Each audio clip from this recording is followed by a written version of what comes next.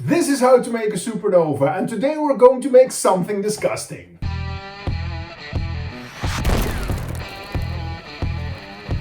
For my tower project I wanted to make another layer, but in the beginning it wasn't very clear to me how the finished results would look like. I just had a vague idea. I wanted an area where a witch could live, it should be disgusting and rotting, and it should have some black magic unnatural vibe.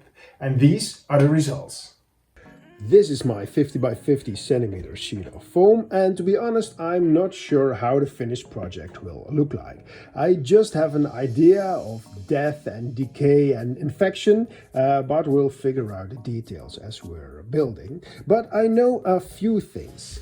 One thing I already know is that I don't want pillars at the corner of my project, because in our mine build we had pillars on the corner and the sides were painted black, but they were a border from my fantasy world. I used the mines already in my D&D game, but it was a bit immersion breaking, and I don't like that. I like it more when the pillars are a bit more centered, so you get this area here, and it suggests that the world is going on.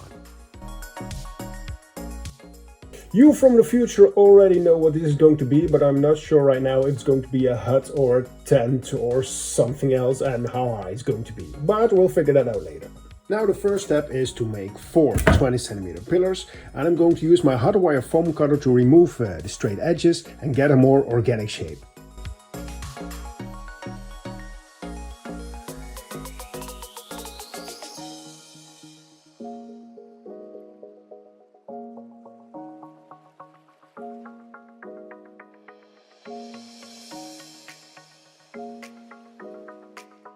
For the floor I'm going to use these thin sheets of foam, and I'm going to glue them like this, like the black magic from the witch is tearing the earth open.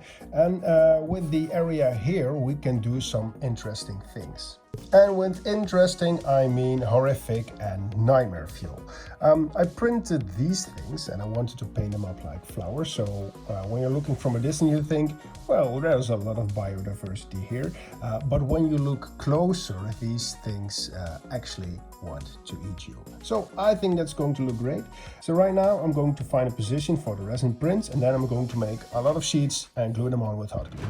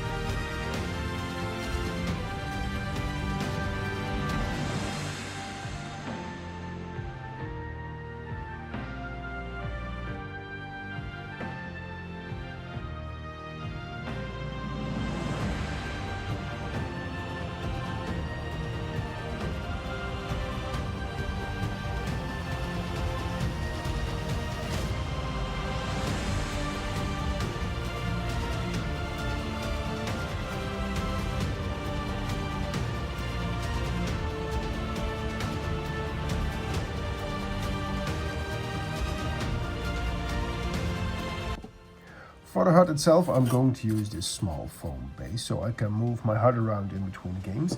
And I'm also going to use this demonic tree thing. It will be here on the side and it will look great when painted. But about a hut, first I was thinking about making a small stone house or a hut, but it doesn't fit the theme I'm going for, so that's a no-go. And then I was thinking about a wooden cabin, but a wooden cabin this size will look more like an outhouse, and that's definitely not what I want. So finally I came up with the idea of a tent, and it gives me a lot of flexibility to integrate this tree thing. And I also thought it would be cool to add some lighting effects in the tent itself. This is a cheap LED candle. I'm going to make a hole inside the base, and the candle will be there. So underneath the base you can still switch the lighting on and off. So let's try to build something.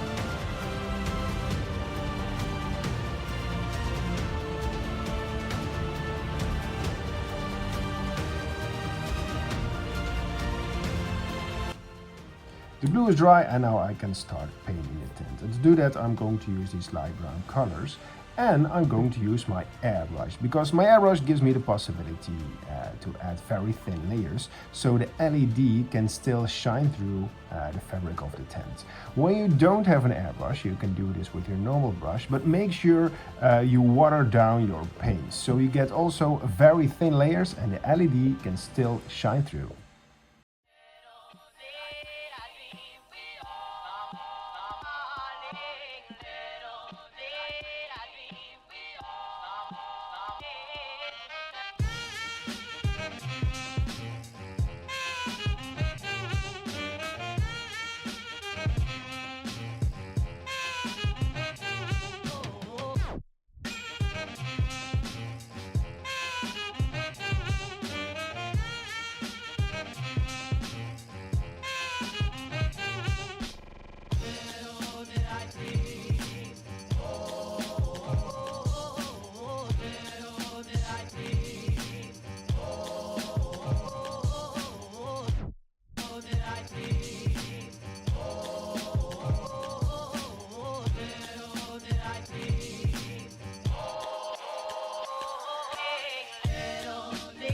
My friends, I hope you like this video so far, and if you do, please like and subscribe, because I have a lot more cool projects I want to show you. Thanks.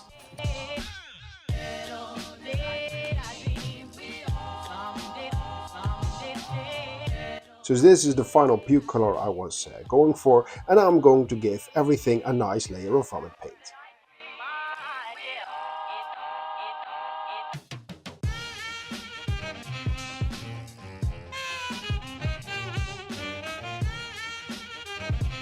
When the first layer of puke paint was dry, I gave everything a nice thick coat of dark brown wash. And this process immediately shows you all the texture we made earlier.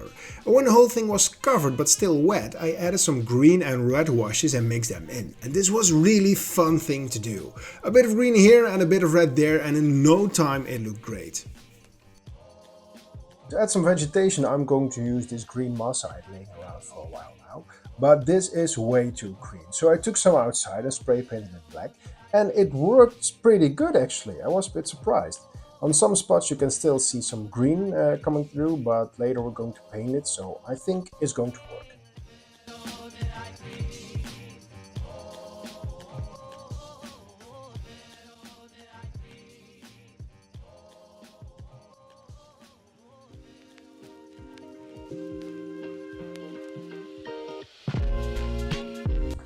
All the moss is glued on, and when I was gluing it on and pulling it apart to get smaller pieces, some of the original green color came through. At first I was thinking, well, I need to fix it later, but I really like it, so I'm going to leave it that way. But to blend all the bushes in the project a bit more, I'm going to use my airbrush and some khaki paint.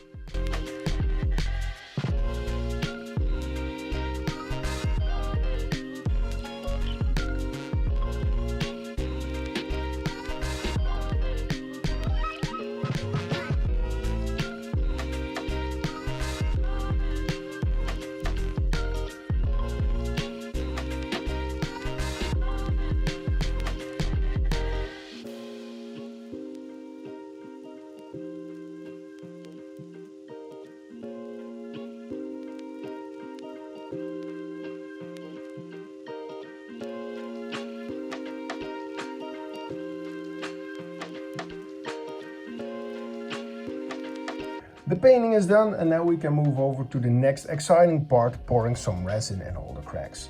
First, I was thinking about using a yellowish color to get some pus effect that is leaking out all of the crevices, but the majority of this build is yellow, and when I would also add a yellow river, it doesn't look very good. To get some more interesting color combinations, I'm going to use some black red to dye my resin, and it's the same red I have used for the tongues here from all the creatures. And the next step is to take some masking tape, and I'm going to mask off all the edges, so to make sure all the resin stays inside.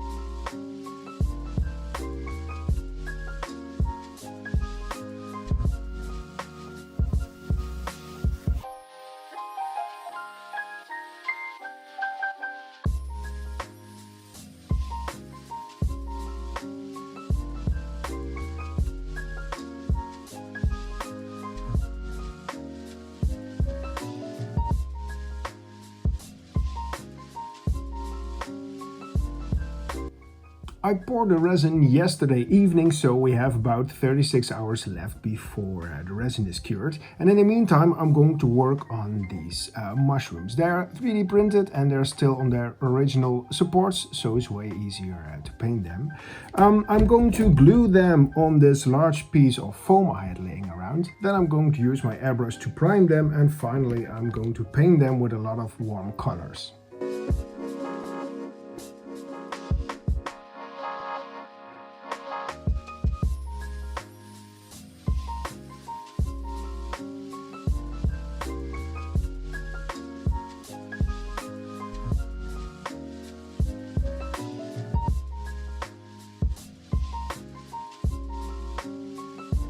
Days later. The resin is cured and now we can start removing the tape. And the tape was a sufficient barrier for this project because we had a very thin layer of resin.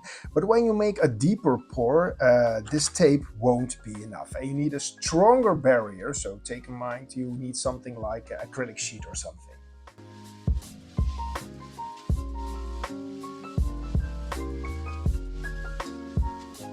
The last thing that we need to do is to add some details, so we're going to add the mushrooms we painted before, and I'm going to use some glue to add some slimy threads.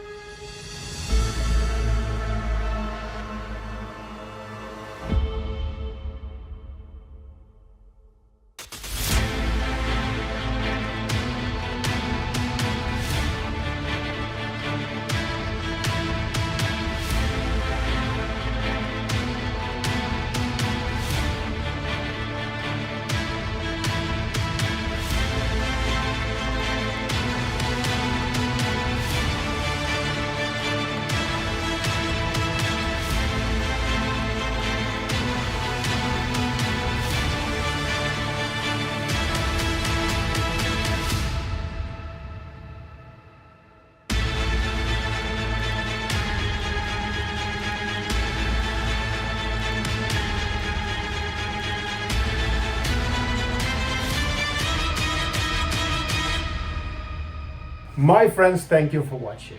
And if you want to know more about this graveyard, I suggest you watch this video. Or if you want to know more about the mine piece I made, I suggest you watch this video. See you next time.